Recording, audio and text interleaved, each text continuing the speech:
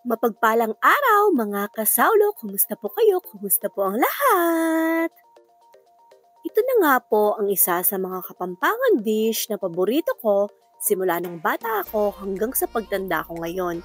Hindi nakakasawang ulam sa mga handaan, siguradong magugustuhan nyo rin ito. Tara po at panuorin natin kung paano ito lutuin. Siguradong mapapaluto ka rin pag napanood mo ito. Unahin na nating lutuin ang di pwedeng mawala sa dish na ito, ang itlog ng pugo. Pagkaluto po ng itlog ng pugo ay linisin na natin ang mga hipon. Pwede pong atay ng manok ang ilagay nyo, pero I personally prefer shrimp. Wow! English! Improving! Ganito ko po linisin ang ating mga hipon. Alisin lang po natin ang balbas ng hipon at sungay niya. Kasi nakakatusok po yan na feeling karayom. Saka natin gupitin ang gitna ng hipon para madaling balatan. At tanggalin natin ang mga itang-awsandang takla-takla, ada. Huwag balatan ang tail part ng hipon para maganda ang shape ng hipon pag naluto. Nang nalinis ko na po lahat ng mga hipon, ay hinugasan ko ito ulit. 180 pesos po pala ang nabili kong hipon. Sobra siya sa 1/4 na kilo at kulang naman sa kalahating kilo. Ayan naman po pala ang gamit kong panghiwa sa ating ham at mga gulay. Pwede naman po ang regular lang na kutsilyo. Mas gusto ko lang po kasing ginagamit yan dahil ang ganda sa mga mata. Hiwain lang po natin ng pa-cubes ang 500 grams ng whole ham. Yes po, mas masarap isahog ang whole ham kesa sa slice ham. Ang dami ko po kasing nakikita na nagluluto na slice ham ang gamit, pero mas mairarekomenda ko po sa inyo ang whole ham. Nabalatan ko na rin po pala ang ating mga gulay.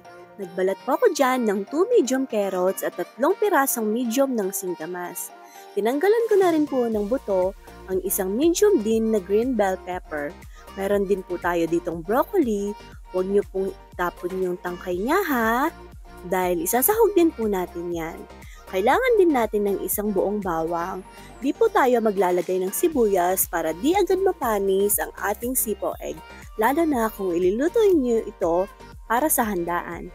Nahiwa ko na din po pala ang ating mga gulay na pa-cubes din, kagaya lang po ng hiniwa nating ham kanina. Sa broccoli naman po ay saktong size lang na kasing laki ng hiniwa nating ibang mga gulay. Na-mince ko na rin po pala ang ating bawang. Binalatan ko na rin po pala ang itlog na pugo natin na 50 pieces. Sa sangkap po natin, kailangan natin ng butter, 1 big can evaporada, 150 ml ng all-purpose cream or kahit anong brand po yan, kalahating pack ng 62 grams na cream of mushroom. Ingredients check! Tignan niyo po, ito po ang lahat ng mga kailangan nating mga sangkap. Kailangan din po pala natin dyan ng konting asin, vetsin at isang kutsarang asukal. Sundan niyo lang po ang proseso ng ating pagluluto at panigurado po, hindi na ito mawawala pati sa inyong mga handaan. Sa baso po pala ay maglagay muna tayo ng kalahating tubig. Saka natin dito ibuhos ang kalahating pack ng 62 grams ng cream of mushroom. Saka natin ito haluin hanggang sa matunaw.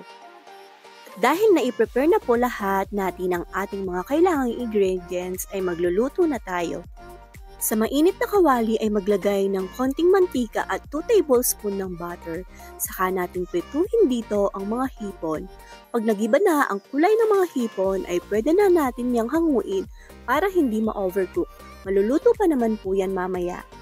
Sa pinagpituhan ng hipon ay maglagay ulit ng 3 tablespoon ng butter saka igisa ang bawang. Pag medyo luto na ang bawang ay isunod na natin ilagay ang ating mga gulay na matagal palambutin gaya ng singkamas, carrots at tangkay ng broccoli. Imekos-mekos ng huya ng matindi tsaka itatakpan sa loob ng 2 minuto. Pagkatapos ng 2 minuto ay pwede na nating ilagay ang ham tsaka itatakpan ulit. Maghintay ulit tayo ng 2 minuto. Medium low heat lang po pala ang apoy na gamit ko dyan. Hinalo ko lang po pala ang niluluto ko tsaka lang ako naglagay ng 1 tasang tubig at tinakpan ko po ulit yan hanggang sa matuyo ang tubig. Saka ko po ulit minekos-mekos yan para magpantay-pantay ang pagkakaluto. Tsaka ko na inilagay ang isang malaking lata ng evap. Naglagay din po ako dyan ng pampalasa gaya ng asin, wetsin at paminta. Ang dami ng asin ay depende sa inyong panlasa. Di ko na po pinatagal yan, ilalagay ko na rin ang ating all-purpose cream at minekos-mekos na naman. Panay ng mekos-mekos ne, sa bagay alangan namang mangusot tamo magluto tamo ta naman mamipi.